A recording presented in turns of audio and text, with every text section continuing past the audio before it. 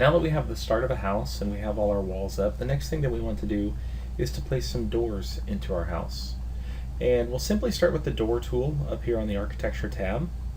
And one of the important things to note about something like the door tool is it's what we call a wall hosted item.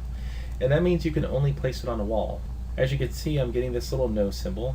You simply can't just put a door out in space. It's got to be on a wall. So as soon as I come to a wall, you can see a preview of my door. So if I come over here to my type selector in my properties drop down, I can choose a different type of door. So if I want maybe a front door sliding raised panel with side lights, you'll notice I have multiple sizes in there as well. So this is what we call a family. So a family has multiple sizes that's driven by a parameter.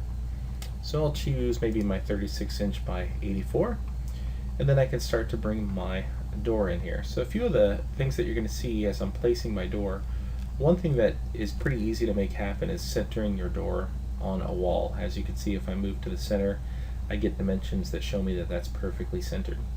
If you want to flip the direction that your door is going, you can move your mouse a little bit, but even still, maybe I want it to open to the inside, but I want it to swing the other way. As soon as I click to place the door, I'm going to get some flip arrows, and I can just simply click on the flip arrows to change the direction that it opens up. So I'm still in the door tool. If I want to place a few other doors, perhaps some single flush doors here, I can do the same thing and just simply come in and click on any walls to place them. And I'll just go ahead and escape to cancel out of that.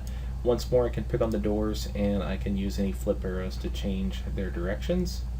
If you want to specifically place a door and dimension to a wall, I can use temporary dimensions for that, or I can place my own. You can see when I click on this door, I get some temporary dimensions here, and right now it's set to be centered, but if maybe I wanted it to be 3 foot off of a wall, I can certainly change that to 3 feet and adjust it. So it just depends on the situation, if you want it to be centered or if you want a certain distance away from a wall. You can do either of those things.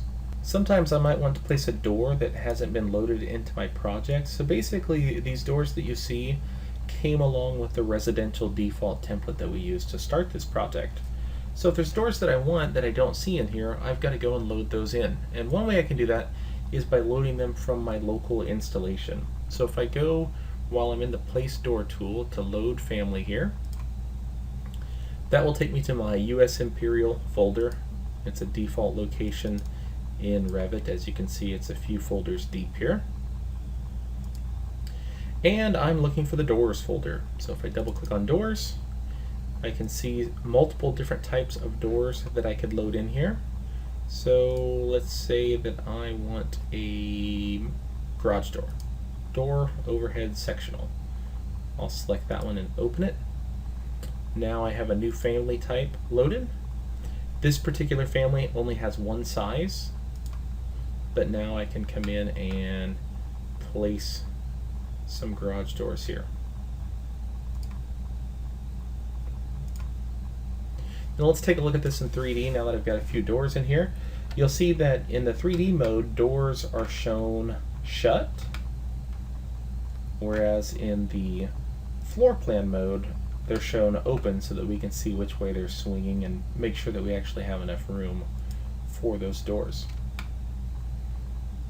So again, that's just a quick look at placing doors in Autodesk Revit.